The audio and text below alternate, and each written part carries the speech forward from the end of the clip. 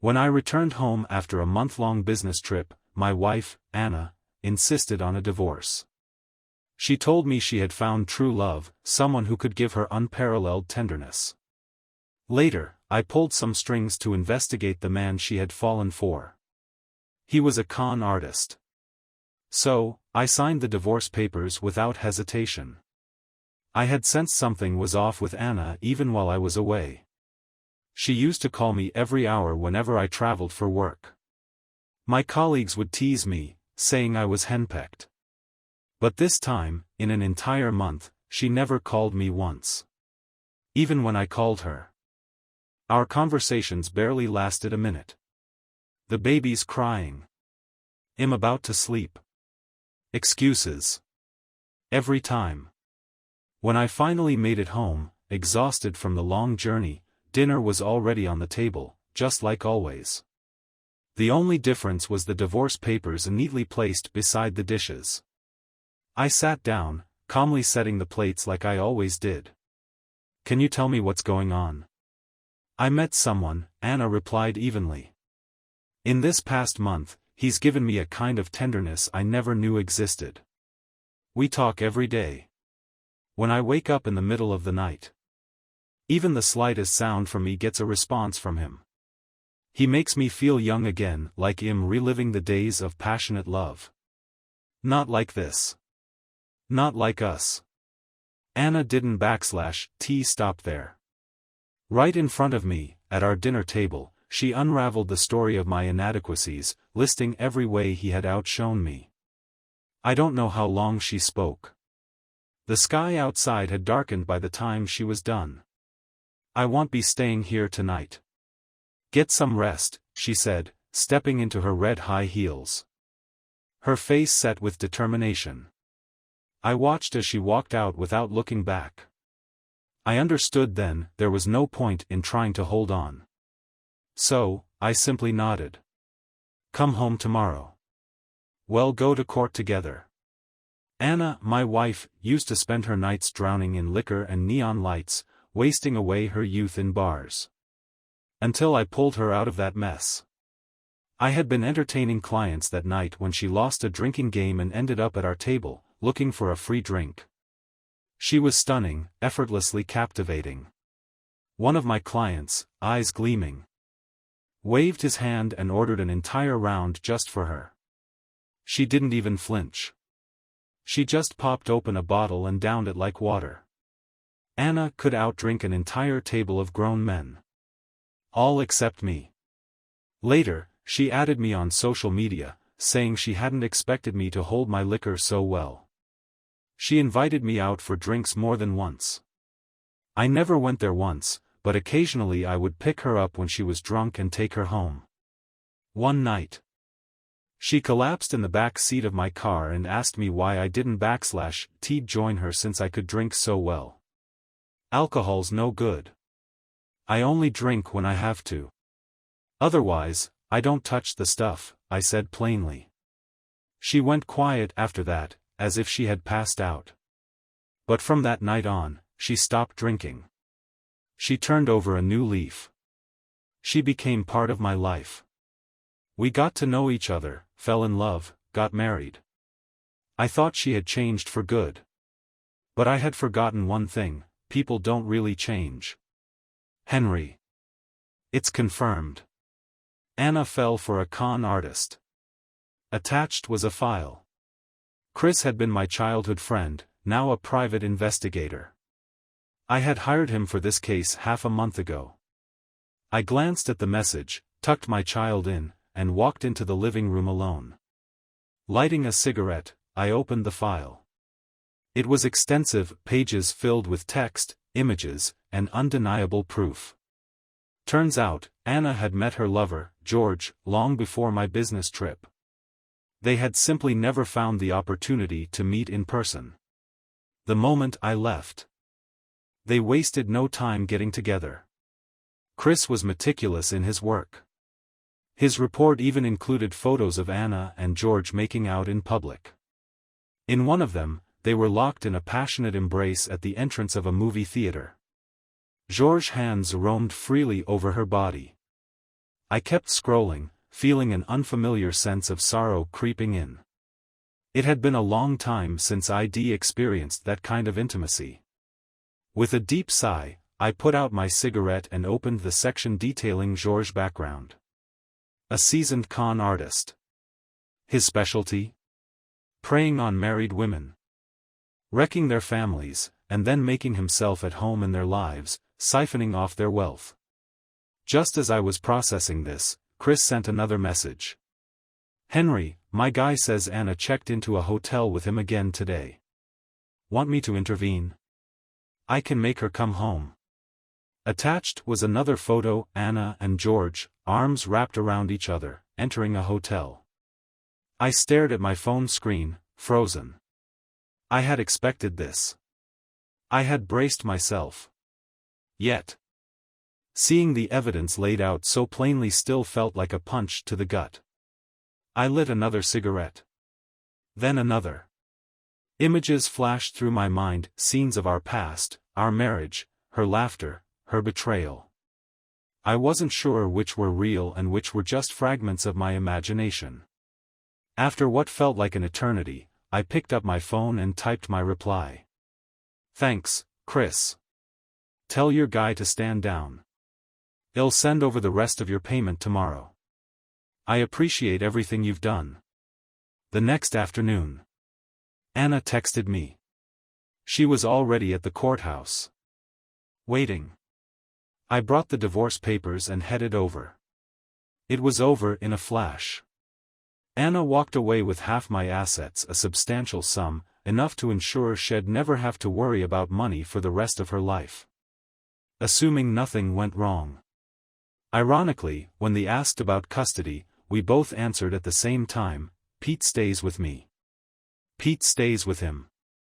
I turned to look at Anna. She was already watching me. In her eyes, I saw unwavering resolve. For the sake of her so-called true love, she was willing to give up everything. As we walked out of the courthouse, I invited her for one last conversation at a nearby cafe. Sitting across from her, I placed my phone on the table and pulled up the file on George. "Out of respect for what we once had, I think you should see this," I said, sending her the full report. Anna scrolled through it, then suddenly chuckled. She looked up at me with undisguised mockery. "Henry, what a waste of talent, you should have been a screenwriter. You think I'd believe this nonsense? I know exactly what kind of man he is. Sure, he doesn't have money now, but that doesn't mean he won't in the future. A con artist? Do I look like an idiot to you?" For a moment, I had no words. I merely studied the woman who had once been my wife. Anna was beyond saving. Although I had lost all interest in the conversation, Anna was just getting started. "Do you even know how good he is to me?" She scoffed. "When he /s with me, I'm the only one he sees. Not like you, stealing glances at other women and pretending it's nothing. He cherishes me every second of the day. And you? You're always too busy with work. You barely talk to me anymore, let alone care." I had heard enough. "He's putting on an act." "Anna. Anyone can pretend. You think our marriage lost its spark, that it's become routine, but that's normal. It's real life. If you were unhappy, you should have talked to me. Not cheated on me." Anna's expression darkened. Her eyes burned with frustration as she suddenly slammed her hand on the table. "Enough. I gave birth to your child. I've done more than enough for you. Now, I want my own life. Stop trying to hold me back. And don't think I don't see through you. You're always scheming, even now, you're still trying to trick me." "Scheming? Me?" I had no words. Overcome with emotion, Anna grabbed her cup and threw her coffee at me. The steaming liquid drenched my shirt, sending a murmur through the cafe. She stormed out without looking back. All around me, strangers cast sympathetic glances at my soaked clothes. I watched her retreating figure and shook my head in silence. The most absurd mistake of my life? Marrying Anna. When I got home, Chris was already there, standing by my door with 2 bottles of whiskey. "Drink?" he asked, raising one bottle with a knowing smirk. I chuckled, unlocking the door and letting him in. Chris had known me since we were kids. He knew I rarely drank, only when I had to. But he also knew that tonight, I needed a drink. A few glasses in, the storm inside me started to settle. I patted Chris on the shoulder. "Are you interested in preparing for your next job?" At the mention of business, Chris sobered up slightly. He studied me with cautious eyes. "Henry, you're divorced now. Maybe it's time to move on." I laughed, shaking my head. "Relax. I have no intention of meddling in Anna's life anymore. She and I are done. We owe each other nothing." Chris let out a relieved sigh. He thumped his chest in reassurance. "Good. You name the target, and he'll dig up everything there is to know. Who do you want me to look into?" I was silent for a moment. I dipped my finger into my wine and traced a name onto the wooden table. "George." "All right. He'll take the job. I never liked that bastard anyway. No way he's been running his game this long without slipping up." His grin sharpened. "The moment he makes a mistake, well, hit him with the full force of justice." I looked at my oldest friend, his eyes gleaming with righteous excitement, and burst into laughter. "To justice. To revenge. Cheers." Chris and I began digging into George's background. As it turned out, George wasn't just a run-off-the-mill con artist, he had an entire team supporting him. When we uncovered this, even Chris, a private investigator, was stunned. George's operation was like a well-oiled machine. Some members of his team specialized in combing through social media platforms to find potential targets, while others devised detailed strategies. Everything from tailored scripts to elaborate personas was meticulously planned by designated team members. "Henry, this is tricky. There are a lot of them. Luckily, their counter-surveillance skills are pretty weak, or we'd have nothing to go on," Chris muttered, flipping through the files with a frown. "Tricky or not, we have to see this through. Work's slow at my company right now, so I can pitch in," I replied. From the evidence we had so far, we learned that George's previous victim had been financially ruined, eventually ending up in a mental institution. It was horrifying. Chris nodded thoughtfully before glancing at me. "That case might be tough to crack. How about we use Anna to gather evidence? It'd make things easier." "Fine by me. Do whatever you need to build the case," I said without hesitation. Chris grinned slyly. "Actually, we've already made some progress. One of my guys hacked into their internal system and found the strategy they're using on Anna. According to the plan, George is going to propose soon. He'll sweet-talk her into putting her money into a joint account. Once that's done, he'll claim he needs the funds for a business venture and start funneling the money out, transferring marital assets into his own pockets. If we don't act, Anna will soon lose both her love and her money. But on the bright side, it'll give us the evidence we need." As Chris finished explaining, my phone buzzed. It was a text from Anna. "I'm getting married next week. Will you come?" I typed my reply without hesitation, "Of course." After setting my phone down, I turned to Chris. "They've made their move. You need to move faster too." My voice was calm, but my resolve was firm. "I want them to know there's no escaping justice." I attended Anna's wedding. Perhaps knowing I'd be there, they went all out with the ceremony. It was held at the most luxurious hotel in the city. Anna had me seated at the edge of the room, far from the action. My table was supposedly filled with George's relatives. But as I glanced around, I recognized one of the men beside me, a member of Georges' team. The atmosphere was lively. Anna beamed with joy as she and George made their grand entrance, hand in hand, under the host's narration. On the large screen, a montage of their beautiful life together played.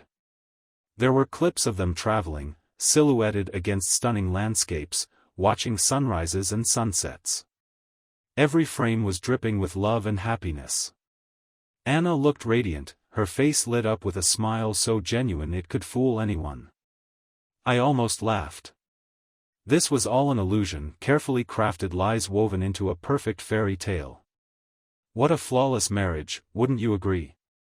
The man beside me raised his glass, nudging me. I picked up my glass of soda and raised it in response. He didn't seem to mind, downing his drink in one gulp. Truly perfect, I said, my tone laced with subtle irony. The man chuckled, giving me a knowing, almost mocking look. I met his gaze evenly, my expression calm, even amused. It didn't take long for him to shift his attention elsewhere, turning to chat with someone else. After that, no one else bothered to engage with me. So, I spent the rest of the wedding sitting quietly, sipping my drink, watching the charade unfold. In the midst of all the noise and celebration, I sat alone, observing this grand spectacle. George strutted over to my table, dragging Anna along with him. "Henry, nice to finally meet you." I had seen photos of George before, but this was our first encounter in person. I gave him a slow nod, barely an acknowledgement. George didn't seem to mind. His smile remained intact as he picked up a large glass of whiskey and extended it toward me. "I heard from Anna that you don't drink, but today is our wedding day. How about making an exception?" I didn't even pretend to consider it. Instead, I simply raised my glass of soda. The message was clear: who the hell do you think you are, expecting me to toast you? For a moment, Georges' smile faltered. Then, recovering quickly, he chuckled. "Drinking soda is fine too." Anna, standing beside him, wore a scowl. Her voice was sharp as she snapped, "Henry, can't you be a little more magnanimous?" "Magnanimous?" I chuckled, a slow, deliberate smile playing at my lips. "Sorry, but this is just who I am." Anna's eyes filled with contempt. "You're just jealous that I found something better. What, do you think you'll ever find someone as good as me?" I downed the rest of my drink, smacked my lips, and scoffed. "You? Good? Don't flatter yourself. You." Anna's face flushed with anger. But with so many eyes on us, she swallowed it down. "Today is my wedding day, so I won't hold this against you." She took a deep breath before adding, "You'll see, Henry. I'm going to be so much happier without you." I pushed back my chair and stood. "Maybe." Without another word, I turned and walked away. Watching her sink deeper into the mess she created wasn't even satisfying, it was just pathetic. After my divorce, my friends wasted no time trying to set me up with someone new. I wasn't in a rush. For the sake of courtesy, I'd occasionally accept treat the woman to dinner. And see if there was anything worth pursuing. There never was. At home, I hired an experienced and responsible nanny to take care of my son. Meanwhile, Chris would often drop by with updates on our case. Georges' plan was moving along beautifully, for him, at least. Anna, completely oblivious, had already transferred her entire fortune into Georges' account. Chris had hacked into their internal communication system, and Georges' crew was practically celebrating. They were already making plans for an extravagant overseas vacation, part getaway, part cooling-off period. The moment Chris sent me screenshots of their conversation, I couldn't stop laughing. A prison cell would be their only vacation destination. Chris had compiled a full dossier of their crimes. The moment they made their final move, he'd turn everything over to the police. Anna remained blissfully ignorant, continuing to send me smug messages. He loves me more than you ever did. He understands women. You deserve to die alone. She even sent pictures of their happy life together. I ignored her texts, but I did enjoy scrolling through Georges' private chats. She's dumb, loaded, and easy to manipulate. That was how they described Anna. Reading those words only reinforced how important it was to marry the right person. Over time, Anna's messages became less about showing off and more about pure insults. To be honest, it was getting annoying. If I weren't waiting to see how this all played out, I would have blocked her ages ago. 6 months later, I realized how much lighter I felt without Anna weighing me down. My career took off. My life regained its balance. Then, out of nowhere, a message from Anna appeared on my screen late one night. "How's Pete? I want to come home and see him." Pete. My son's name. Staring at Anna's message, a sense of unease crept over me. I immediately took a screenshot and called Chris. "Are they making their move? She says she wants to see Pete." Chris instantly understood who I meant. His voice turned serious. "Henry, whatever you do, don't agree. George has already transferred most of the money. Anna might be catching on." I frowned. She only realized after losing most of it? Exactly. Honestly, I've seen some dumb marks, but Anna takes the cake. Chris paused, then quickly added, "But Henry. Everyone has moments of bad judgment." I had nothing to say to that. I was still ashamed of my own past choices. "How's the evidence collection going? Do we have enough solid proof?" I asked. Chris sounded confident. "Don't worry. We'll have enough soon. They're in the middle of asset transfers, and they're making mistakes left and right." That was reassuring. Still, I wasn't just worried about Anna losing her money. I was worried about her coming after me once she realized she'd been conned. I knew Anna well enough; she would find a way to use Pete against me. To prepare for the worst, I asked Chris to connect me with a solid lawyer. Just as I hung up, another message from Anna popped up. "Henry, why aren't you replying? I'm coming to see Pete tomorrow." My grip on the phone tightened. I typed back immediately, "Pete is fine. But don't come back. It took you 6 months to remember Pete, and now you have the audacity to come back and see him?"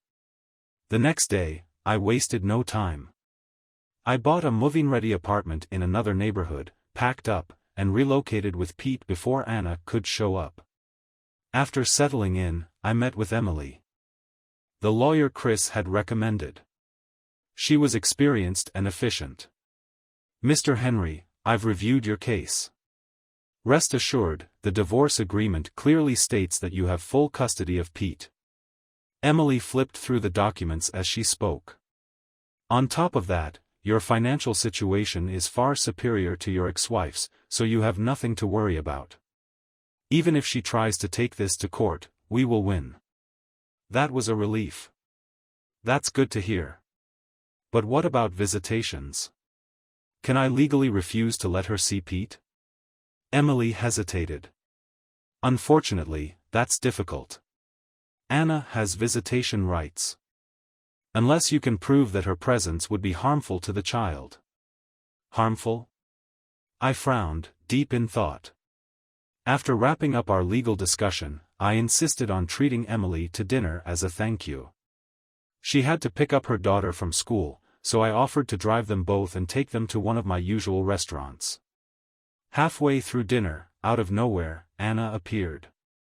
She stood there, arms crossed, a smirk plastered on her face. "Henry, it's only been 6 months since the divorce, and you already have a new girlfriend?" Her eyes flicked to Emily and her daughter. "You already had Pete. And now you're picking up another woman with a kid? What is this, a charity home?" I shot an apologetic glance at Emily, but she seemed completely unfazed, as if Anna's outburst didn't affect her in the slightest. Relieved, I immediately stood up and dragged Anna a few steps away. "Can you stop making a scene? Be reasonable for once." "Reasonable? Are you saying I'm being unreasonable?" Her voice rose, drawing attention from nearby diners. "You had the nerve to move without telling me, but now you won't even let me see Pete? I want to see my son. You have no right to stop me." I clenched my fists. "Do you really want to see Pete, or are you just using him as an excuse to ask for money?" Anna's expression flickered, but she quickly recovered. "Fine. If money is what you're worried about, just give me some. I won't ask for much, how about a few $100,000? Just enough to get by. If you refuse, I'll take this to court and fight for custody." She wasn't even trying to be subtle. "Keep dreaming. Even if I had the money to spare, I wouldn't give you a dime. We're divorced. I never even asked you for child support, and now you have the audacity to ask me for money?" At the mention of child support, Anna's confidence wavered. She scowled but didn't argue. George's business failed. He needs money. Who else am I supposed to turn to? George drained your bank account, and now you expect me, your ex-husband, to bail you out? I was about to respond when Emily, now standing by the door with her daughter, glanced back at me and said casually, "Mr. Henry, thank you for dinner. Oh, and as your lawyer, I should remind you of something. Your divorce agreement doesn't specify visitation rights, meaning, until the court makes a ruling. You have every right to refuse." Anna's face twisted in rage. "What kind of bullshit is that? He's my child. Why the hell do I need a court ruling just to see him?" She lunged forward, hands reaching for Emily. I instinctively moved to intervene, but Emily was faster. With a small step to the side, she casually lifted her foot, and Anna went sprawling to the floor. Emily smiled faintly. "You should watch your step. Be more careful next time." Emily gave me a polite nod before walking out with her daughter. I didn't even glance at Anna. I quickly followed Emily, insisting on driving her home. A few days later, as expected, I received a court summons. Anna was officially suing me for custody. On the day of the hearing, George approached me before the trial started. He got straight to the point. "Henry, my business took a hit. I need some funds to get back on my feet. If you help me out, I'll convince Anna to drop the case. Honestly, I think Pete is better off with you anyway." I couldn't help but laugh. Chris had already briefed me on George's situation. He and his crew had completely drained Anna's finances. Now, instead of cutting ties, they were trying to squeeze money out of me before disappearing for good. Not interested. See you in court. I walked away, leaving him fuming. During the trial, Emily was impeccable as my attorney. She presented overwhelming evidence proving that Anna's financial situation made her entirely unfit for custody. The court ruled in my favor on the spot, immediately dismissing Anna's claim. A decisive victory. Later, I heard that Anna intended to appeal. I wasn't concerned. Emily had already assured me that my custody rights were secure. And according to Chris, George was about to cut ties with Anna for good. Once that happened, she wouldn't stand a chance at regaining custody. With all the chaos behind me, I shifted my full focus to work. And before long, my career took off like never before. Everything was finally moving in the right direction. When I saw Anna again, I barely recognized her. Her once stunning beauty remained, but exhaustion weighed heavily on her features. "Henry, I was wrong. George really was a con artist. First, he took all my money. Then, he told me he had to go on a business trip and never came back. Lenders started showing up at my door. Turns out, George had used my identity to take out massive loans. I have nowhere left to go. Let's get back together, okay? I swear. This time it'll be good to you and Pete. You'll never make the same mistake again. She rushed toward me the moment I stepped out of my office. I dodged her immediately. I wanted nothing to do with this woman anymore. She was nothing but trouble. We're divorced. We have nothing to do with each other. I got into my car without a shred of emotion on my face. Anna went crazy, pounding on my window. Don't do this, Henry. You saved me once before, you can do it again. Please, let me in. Just hear me out. I know I messed up. But I felt nothing. Without hesitation, I started the engine and pulled away. In the rearview mirror, I saw her collapse onto the pavement, sobbing hysterically. Her dress was stained with mud. She wasn't wrong, I could have helped her. I had the means. I used to think she was worth saving, which is why I reached out to help her. But this time, I finally understood, she is beyond saving. Some time later, Chris sent me a news article. George and his entire gang had been arrested. Turns out, they had been caught at the airport the day before they were set to leave the country. The police moved in swiftly. And all 7 members were taken into custody. Not a single one escaped. As the ringleader, George was facing serious charges, likely a heavy sentence. Even through the pixelated photos in the report, I recognized a few familiar faces. One of them was the guy who had sat next to me at Anna's second wedding. Now that's a perfect ending, I muttered. Chris, thanks to the airtight evidence he provided, even received a Citizen's Bravery Award. It put him in the spotlight for a while. And with that, he decided to leave private investigation behind. Instead, he took the bar exam and became a lawyer. Being a detective meant dealing with the dirtiest sides of humanity. I'd rather stand in the light and uphold the law. I didn't mind the change. If anything, I was happy for him. As for me, I had started dating Emily. She was a divorcee with a daughter. I had a son. Together, we made a perfect little family of 4. One evening, while we were on a family trip, Emily suddenly grabbed my arm, grinning. Henry, check this out. You've been worried about Anna's visitation rights, right? Well, here's your solution. She showed me a public case file. I glanced at it and nearly burst out laughing. It turned out George's gang hadn't just been 7 people.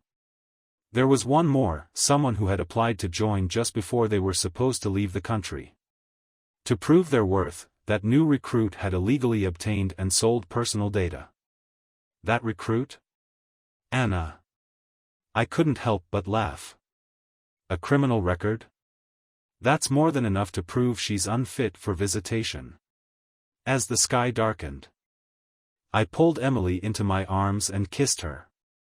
Everything had finally fallen into place. On the day George and Anna were sent to prison, I made a point to go see them one last time. Both were dressed in prison uniforms, their expressions hollow, devoid of life. I stood at a distance, watching as the guards escorted them inside. For a fleeting moment, my mind conjured an image of them on their wedding day, George in his suit, Anna in her gown. Back then, one was a predator, the other his prey. They were never truly meant for each other.